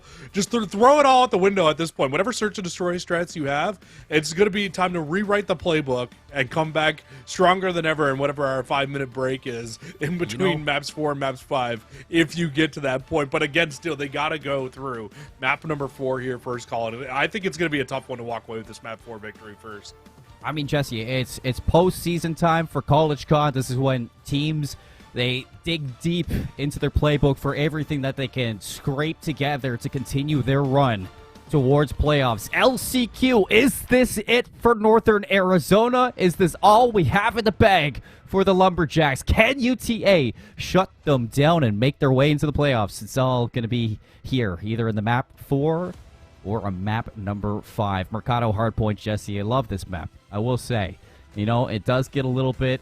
It's grown on me. It does get a little bit tedious sometimes with the rotations and having to break these hills, but, I mean, something about this map, it just gets me going. I mean, I can tell you what it is for me. It just feels like you're never out of this map. If you can string 2 hills together, you're right back in the game every single day of the week, and that's the fun part about Mercado hardpoint, but also the scary part about Mercado hardpoint, because you can't ever take your foot off the pedal when it comes to this map. It needs to be full out from the time that you start to the time that the map finishes. This time through, we will get NAU on good spawns. You can see not putting a ton of pressure on that hill number 1. All they're really doing right now, trying to keep the players off of it, trying to hold on to these spawns, because that bottom canteen hill can be an absolute money hill to start this game off. Well, Magic B-Man's going to dive across. 1v2. Oh, trophy's not going to go up in time. And actually, wait. I think it was trophy on trophy warfare. Yeah, it was a trophy on trophy action there. Somebody call the authorities. I think that's illegal. But Christian working the flank. Again, just looking to break this rotation for Northern Arizona. But Mavericks just have failed on every opportunity. I haven't been able to slip the line yet. They do hold a small lead from that hill number 1, but that should get cleaned up relatively quickly here. Christian will actually hop onto the hill to contest some of this time, and maybe this might open up the rest of the players here on UT Mavericks to push in from the back line here. But Signs pops too inside of the hill to shut down that push completely from UTA, and that's going to be a good hold now for NAU, as everybody on UTA is going to spawn out. You talk about sub takeover time. It's right there. Itchy and Signs goes big for the rest of that remainder P2, and immediately you look at the rest of the blue arrows. They say, okay, it's done, it's over, let's go to the next one. Schrader gonna be here to maybe put a dent in the rotations, and look at the respawns for Northern Arizona. A couple players gonna be able to look in on this before the hill pops. Predictions and Itchy looking to make that play. Predictions still alive. Here's Itchy on the flank, takes down Christian. A second one onto Shadow, and Lumberjacks, they are in the flow state.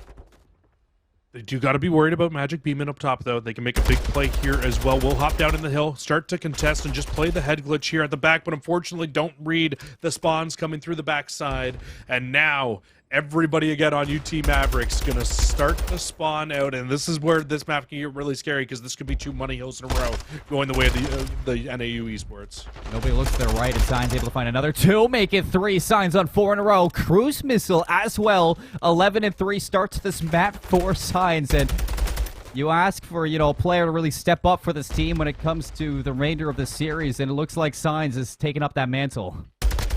It feels like both the subs right now, honestly, on a map where subs don't normally have a complete domination, are really taking over the map right now for the likes of NAU. Itchy and Signs both playing really, really well at the moment. Even Predictions at 12-5. Hardpoint is Predictions game mode. We saw it in map 1. We're seeing it again here. And they've won the rotational battle again, Colin, over towards NAU. This is going to be 3 hills in a row that Mavericks have not been able to win the rotations over to. And this could end up being a 140-point lead by the end of hill number 3. It's just the Mercado effect at some point. Nobody's going to see Signs jump from the top ropes. Still being such an annoying nuisance into the backline. Itchy finds the trade on the shadow on the inside. 4 in a row for Itchy, looking towards the back alley. Nobody's here just yet. Still Signs making sure that the backside is completely cleared, but Itchy's got to worry about the front now. Christian looking to get in on this, but instead Signs and Itchy, everybody getting into the pit there for the action, and again Mavericks are shut down on rotation and old.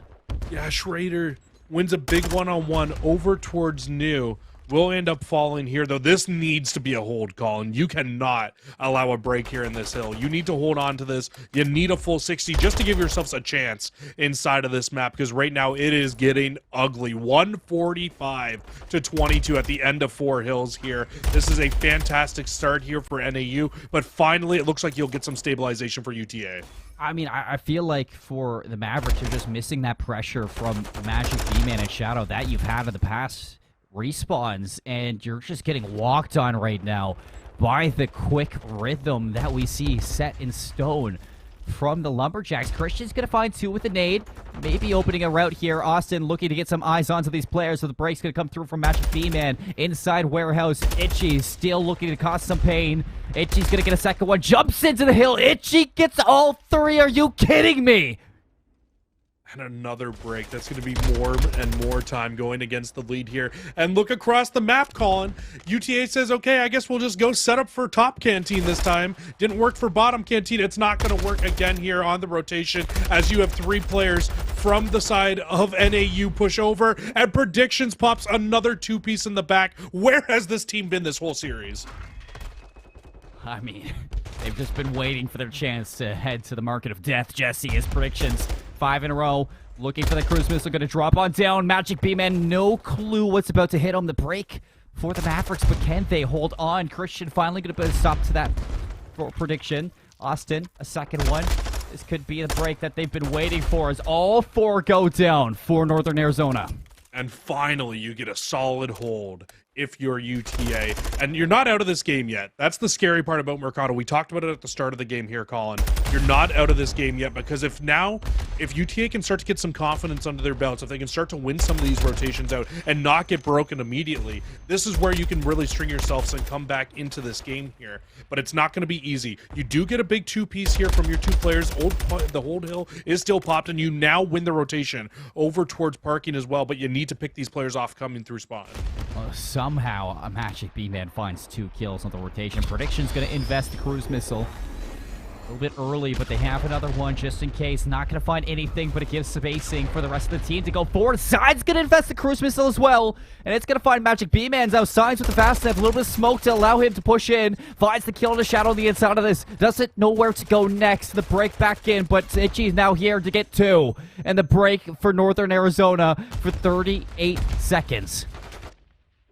That's big. They used 2 of their streaks on that hill to give themselves an opportunity to break, and they still almost fumbled it, but they do get the break. This time, though, now you've got UTA. They'll use their streak that they had from that little bit of pressure that they put on through middle of the map to try to get back into this one here, but it's not going to be enough. NAU's score going to continue to build up here. Austin will make one final push into this. Actually, might be able to hold on to the last little bit of this scrap time here. But Colin, either way, it's going to be about a 100-point lead at the end of this first hill as we head in towards our second set of rotations. But at the very least, if you're UTA, you hold on to this first hill's time at the moment, and you do have the spawns for NAU. So this is where you need to make your comeback if you're going to do it. Shadow on the flank. Signs gets some audio, but not able to find the kill. 1-for-1 trade. Christian inside, soaking up a little bit of this time. Contention's going to come through. Christian's going to activate. 1-for-1 kill yet again as the rest of Northern Arizona just looking to work their way over towards P2. Christian still alive in the hill. Back and forth. Kills, and Shadow gets the break. Nobody collecting this time inside P1. Schrader's going to hop in. Really, right now for UTA, the big focus on their minds is this P2 rotation. We will be heading back to Cantina, Jesse, and you can see that Northern Arizona, 3 players going to be sent here to see if they can take it away.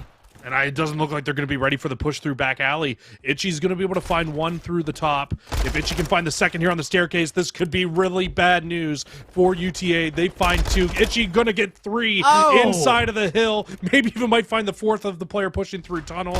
There they are. Itchy for all 4 on the rotation. They shut down the likes of UTA again. And now NAU look to put the game away here. I have an itching feeling, Jesse, that we're headed to a map number 5, Northern Arizona. They just need to hold on tight. One player here, Magic B-Man, looking to spoil the fun. He's going to get a kill into predictions. Can't get into the hill just yet. A little bit of the free fire, jumps across. Itchy, 6 in a row. Precision airstrike going to be locked down as well. But only one player can really put an issue in the books here for Northern Arizona, and it's not going to happen. Austin goes down, and we are going the distance in our first match of the night. 250 to 127. Honestly, lucky that wasn't a 100-point club for the likes of NAU with the way they were playing that game out there. But Colin, we just got to talk about Signs and Itchy. What a turnaround in this map number 4. I mean, I have not seen these 2 players pop off like this at all in this series. And then you've got 2 double positive subs on Mercado Hardpoint. It's very hard to beat a team when the 2 players are playing like that. I just have one question, Jesse, and one question only. Where was that on hotel control? Like, come on! That was insane from the 2 subs. It was exactly the performance that you needed to go to a map number 5. And Itchy and Signs, they just make it look so simple. Mercado Hardpoint, I thought we were in for the long run, back and forth hardpoints, just money hill after money hill, Jesse. But Northern Arizona, they had the rotations on lock. Yeah, we're going to get to see the highlights here again. And through a lot of this early game, you're just going to see every single time there was an opportunity to win a rotational gunfight, it went the way of NAU. Because to be fair to the Mavericks, after that Hill 2 went so poorly, they did get a full setup over at 10. They were just broken immediately at 10 before they even had a chance to hold on to anything over here. They got broken. And that's what led to this big scoreline. 145 to 22 to start the game. That's very tough to come back from. They were honestly lucky that they got a break into Barber, because if they didn't get that break into Barber, Colin, it could have been like a 200-point game at the end of 4 hills. Oh, I mean, it looks like both teams, when they came into this, they had an idea of where they wanted to go throughout the series. You win your map picks. We're headed to a map 5, Jesse, and back to a search and destroy. This is going to be a scary one for Northern Arizona. If they want their playoff to stay alive, they have to win this map number 5. Both teams, life on the line. Map number 5 coming up next, Jesse. And I couldn't be more excited, because just looking through at the end of this, when you have Itchy playing the way he is, he could be the demon that you need to have awakened going into a search and destroy to make the plays.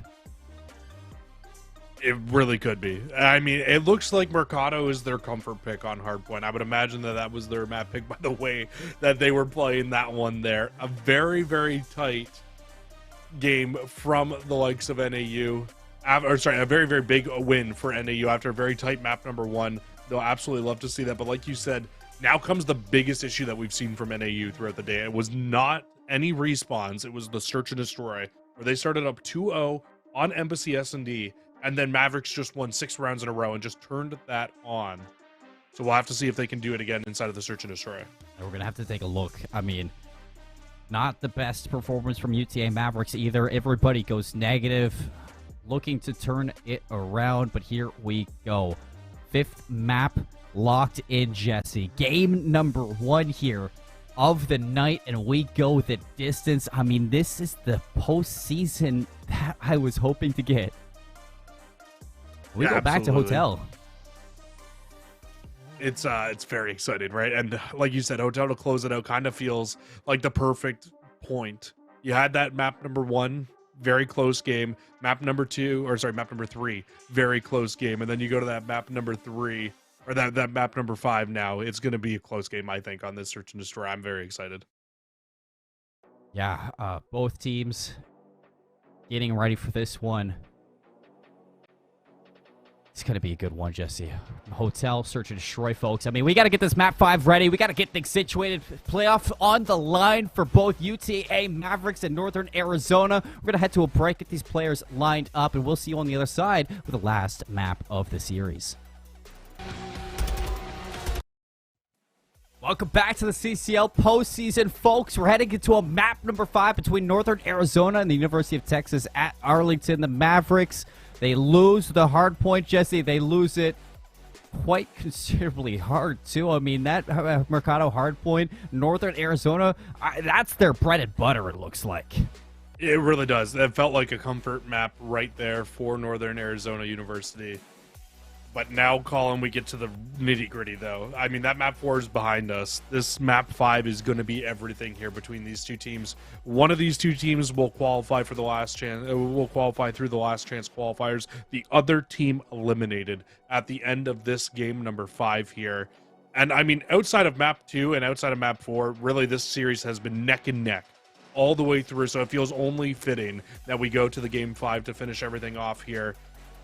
Now, when I look at that Game 2 Search and Destroy, Colin, I feel like the one big difference that we saw from the first 2 rounds to the last 6 rounds from NAU was just the decisiveness of what they wanted to do on the map. They looked so comfortable, so strong in rounds 1 and 2 in that game, but when they went towards the last 6 rounds, it just felt like they were indecisive, they had no confidence, didn't know what they wanted to do with the bomb, and they struggled massively. I think that it's going to be able to, it needs to come down to just quick, decisive decisions here inside of this map number 5 if NAU wants to beat this UTA Mavericks team. Yeah, you know, for folks who don't really know the format of this LCQ, every region has 8 groups of 3 per region, or 3 teams, and each group was usually two open teams and 1 D2 team, but with a couple teams dropping out, I mean, Northern Arizona and UTA Mavericks, they're the only ones in their group, so this is it. This map determines if you make playoffs. So both teams ready to lock in for this game number 5. Austin, sniper in hand, going to be pressured back, but he doesn't care at all. Still going to find the kill in the predictions and gets away with his life. Austin was a big game changer inside of map number 2 with the sniper. Found a lot of early picks to win out on a lot of rounds in that early game. Has an idea that Shrouder is back here as well, so they will escape though.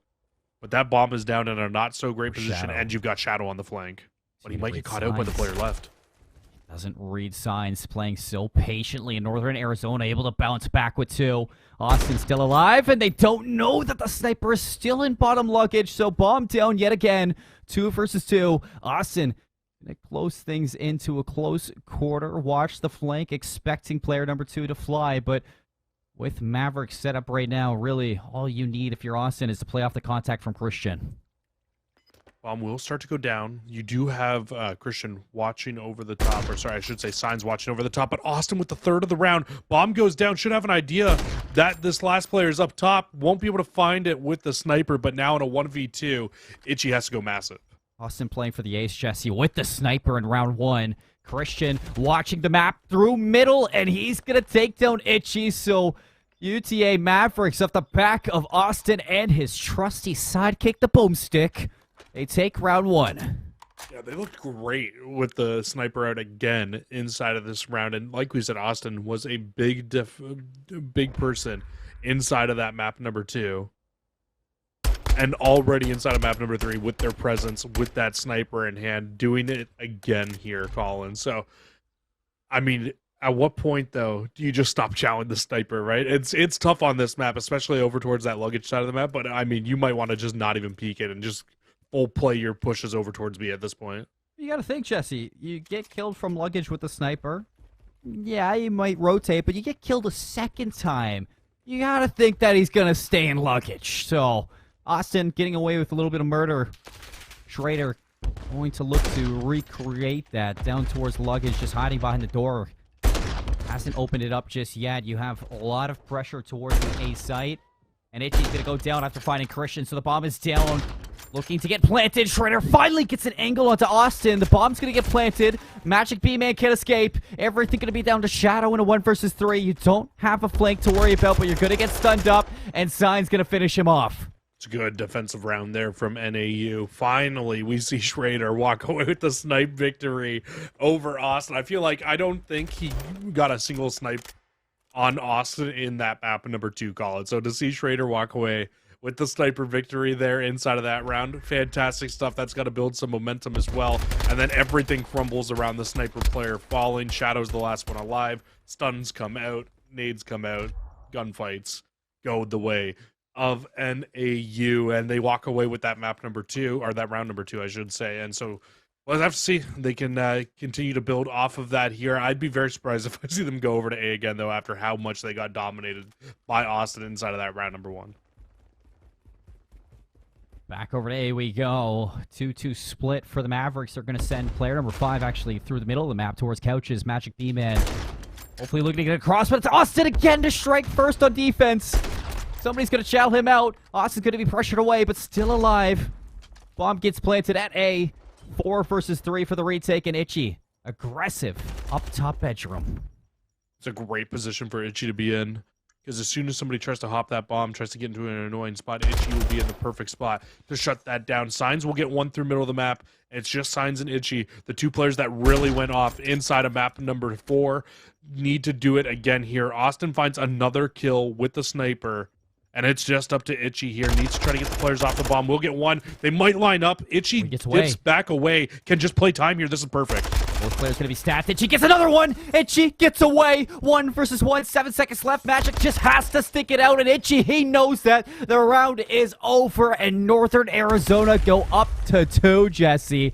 Wow. What a round. Northern Arizona had no business winning that round, but Itchy puts the team on his back and walks away with the round victory there.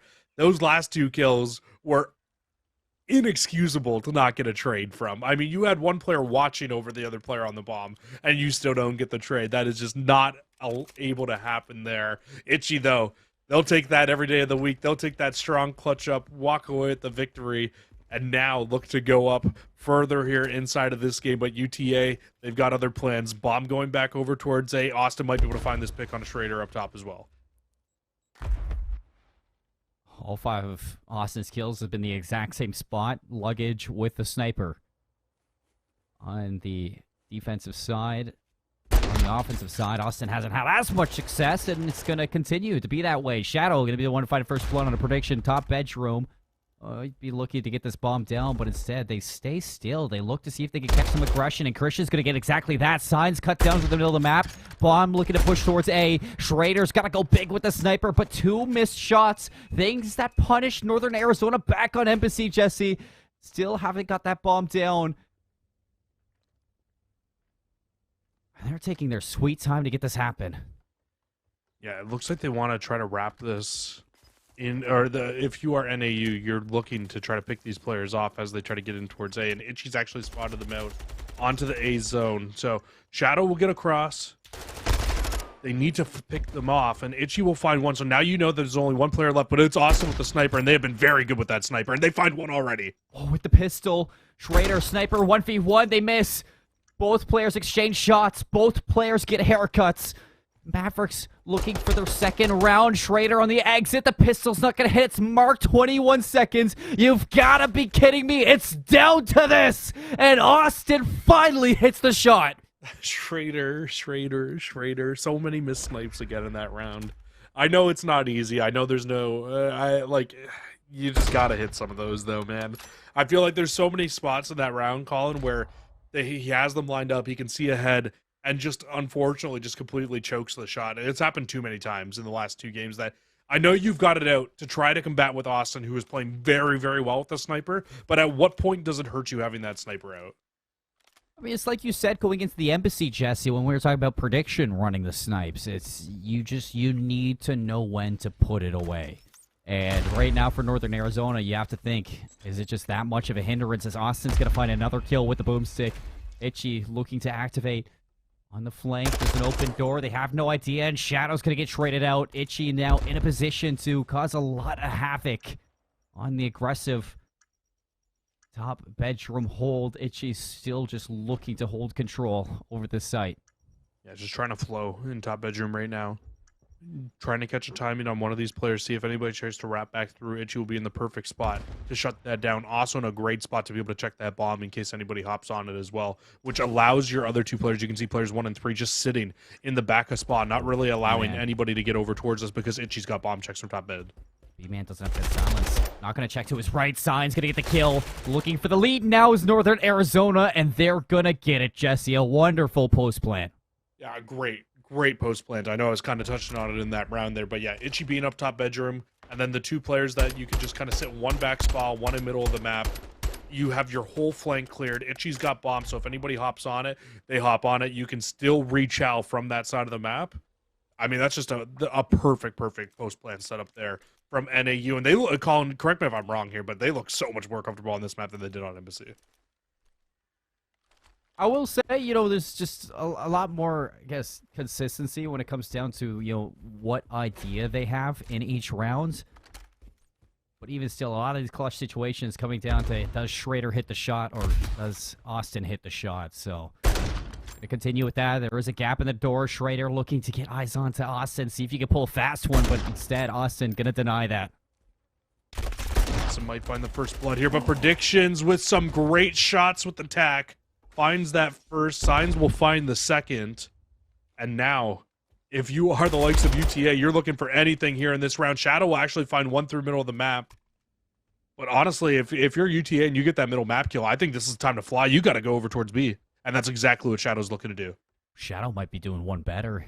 Should know that Schrader's going to be bomb luggage. Gets eyes on. A little bit scary, shaky, but walks away with the kill. Bomb still lurking towards A, Jesse. Hasn't rotated just yet, but it looks like finally Magic B-Man is going to hit this route. It's taking so long that even Itchy doesn't know whether or not they should want to rotate. Yeah, still sitting up over towards top bedroom. They can make a pretty quick retake over towards this B zone, but I like that they're just playing together, right? You don't want to have to make an aggressive play here without each other in this situation. Play together, try to get in through this kitchen, but this is going to be a very tough break. This B hold can be very tough to do. But UTA, they're a little bit separated here, so you might be able to solo 2 gunfights. Both players push from the same side. Cheeky shots to the wall for prediction. See if you can catch somebody laying prone in the middle of the kitchen. Doors open. Itchy looking to get some shots onto a player, but prediction's going to go down. It's going to be up to Itchy, and as he gives away his spot with 11 seconds left, there's just no way Itchy's getting in on this. Yeah, and that's a good round from UTA. I mean, in a situation where you were in a 4v2, to be able to come back in that round and be able to walk away with the round victory, massive. Those are rounds that if you are NAU, you cannot give away those rounds, especially with the way that that we saw the comeback from UTA in that map number 2. I feel like every time you get in a situation where you're in a 4v2, you need to close it out. But unfortunately, you lose one through middle of the map. Shadow gets a massive 2-piece because he doesn't only find that one in middle, but also pushes through, finds the kill on Schrader in the back. And then the bomb rotation gets the last 2 on 4 in a row. I mean, just a really, really good round from Shadow in general there, and really helps the team get into a good position here. And again, now on defense, Austin back with the boomstick. There's no way he does it again. Oh, spots out a toe to hit marker. Pistol, no. Bomb stays alive, but Austin goes in for seconds, and he's going to double dip right into the kill for Itchy. Trades back and forth. It's going to be a life advantage to the Mavericks, and bomb still in the hand of prediction, but look at the long flank from Shadow, Jesse. This could be the difference maker. This could be Mavericks taking their lead. Signs goes down, and now it's a 1v3. And Shadow gets out too. Been so annoying in these last 2 rounds has Shadow been on these flanks, just getting into these spots just to be an absolute nuisance to the other team. And prediction knows, like, hey, I have no idea where this player has gone since this bomb has gone down. You do have bomb if you're prediction, so I don't know why you don't wrap out of the A site.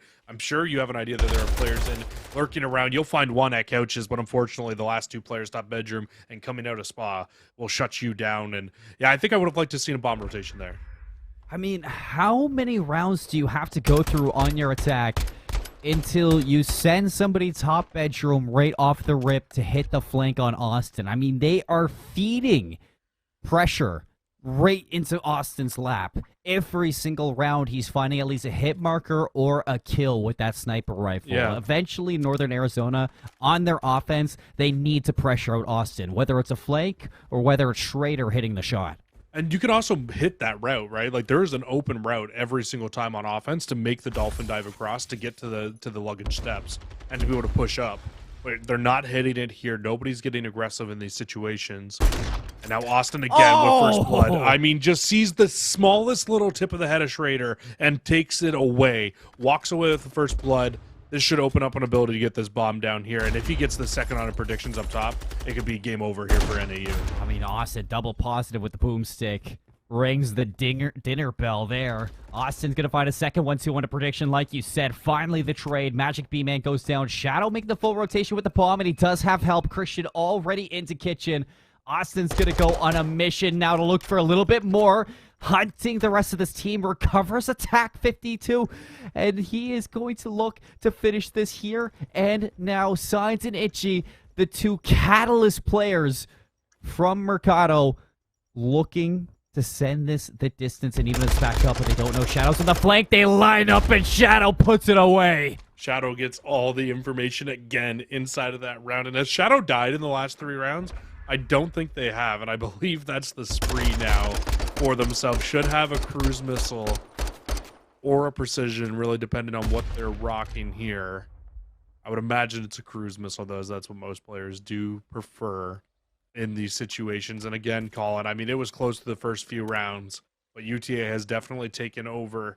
And Shadow actually with a submachine gun out again. Looks like they're going to get aggressive here inside of this final round. If they can close it out, they can walk away with a 6-3 victory. Austin changes up from being in bottom luggage to going towards this top patio. Itchy. Oh, Schrader's going to get the kill. I thought it was going to be Itchy, but instead the AR finally going to finish off that kill with the sniper, and that's going to lead way to the bomb going down. And if Itchy can get back into that top bedroom spot, you saw how strong they were able to hold this setup before for NAU. The only other time they were able to kill Austin out of the back spawn, they won the round here. So a very real opportunity here. They just got to make sure Christian doesn't slip through. Christian makes his way in. 1 versus 4 for Christian for the ace clutch. Not going to happen. Northern Arizona, they're not done yet. Nope, not going down without a fight here is Northern Arizona. And they shut down Austin early in that round. I'd be very surprised if Austin goes top luggage again with how strong of a performance they've had on defense bottom luggage. I'd be very surprised if we see that here, but I would imagine the boomstick stays out. They keep going with the same thing they've been going with because it has been working so well here for the UTA Mavericks. 11-6. Austin, boomstick in hand. See if they can do it again here on A. It seems like every time there's been a first blood over towards A, it's either been Austin finding it or getting first blood. But in 11-6, you know they're getting it more often than not here. Them versus Schroeder again. And Schroeder's just crawling. He knows. He's like, one wrong move and I lose my head. Shout out to the observers, too, for sticking on Austin. I mean, this guy has been a superstar in this map. Full force stack over towards A. And look at the setup from the Mavericks. I mean, they are just waiting. They're playing it so patiently to see if they could draw some of these members off. And in case player number 7 does find this kill towards Kitchen, that might call for the rotation over to B. Yeah, I'd be very interested to see because Shadow's got that cruise missile as well. Will stun check. Won't hit the stun, but still finds the first blood on Signs. Sitting up in that cheeky little jump spot. Ends up going down. Trophy's now down on A. Predictions needs to find this kill on the planter. And she goes down over towards B, so it's going to really be up to prediction. But like I said, kill towards B, and here's the rotation. 22 seconds left. If Schrader could get it on this, that's going to be it. But instead, Mavericks, they find the kills. Austin, the snipe off screen. And your University of Texas and Arlington are going to be heading to the playoffs. Wow. I mean, their search and destroy game looks very good right now. I'd be very scared to walk up against Austin in an SND at the moment with the way that they are using that sniper. But unfortunately for NAU, their time here in College COD 2023 will come to an end. They put up a valiant effort and a very strong performance here, but unfortunately they meet their demise in a 3-2 loss to the UTA Mavericks. But honestly, a very good game between both these two teams. Yeah, I would say, you know, a little bit of a slip up in some of those rounds from Northern Arizona, but it's kind of what you and I expected after what we saw on the Embassy Search and Destroy. Just the consistency still not there. A couple of woes in there, map 2 and map 5, that really kind of cost Northern Arizona this match today. But I mean, for the UTA Mavericks, I mean, talk about a standout performance from a single player. Austin with the sniper. I feel like we're about to watch his montage right now with this thing. Just non-stop action from Austin with that. A couple of rounds where Schrader did get the better of him, but if we had like a head-to-head between both those players, I assume that Austin versus Schrader was more so the way of Austin. I would imagine it's probably about a 15-1 between the two maps. I really don't know, but yeah, Schrader got worked through maps 2 and maps 5. I mean, even there, the hit marker, Schrader probably should have went down. Unfortunately, doesn't. But yeah, it was a mismatch in terms of the sniper battle here, and you saw that was on to Schrader as well, right there in that situation. Even here, I mean, Austin gets into a horrible spot, still finds first blood on Itchy here. One shot tagged up. There's another one. This is just an Austin showcase with the boomstick right now, and then a shadow flank. That's pretty much how you can sum that map up in 2 words. I mean, there's just a couple of rounds, you know, across these plays that it's really narrowing it down. You know, you look at the control, you look at the search and destroy in map number 2, and realistically, a lot of the success off of UTA is just off of those two players. Austin and Shadow had themselves a fantastic day today. A little bit of work could be done in your hard points, and you polish that up if you're UTA. You're looking at a strong team heading into the playoffs. I think if you're UTA too, you're having nightmares of Mercado hardpoints. That might be an auto veto come playoffs. I'm not 100% sure there, but yeah, they didn't look strong on that map, that's for sure. But the rest of them, though, very close games, right? I mean, that map 1, they only lost by 15. Probably should have put it away. Just unfortunately, you get out rotated on the final hill. We see it happen all the time, going back over towards P5 of Hotel Hardpoint. And then when you look at the rest of the series, I mean, it was a 6-2 victory for themselves on Embassy. 3-2 comeback on Hotel. They were down 2-0. Massive clutch up. They come back and win that one. Mercado, they got blown out the water. Simple as that. But then the Hotel search to destroy to close it out. They ice up. They get the job done. And honestly, what do we always say, Colin? We say search and destroy wins championships. If they can clean up the hard point, they can clean up the Hotel control a little bit. This team could absolutely make a deep run here in the playoffs.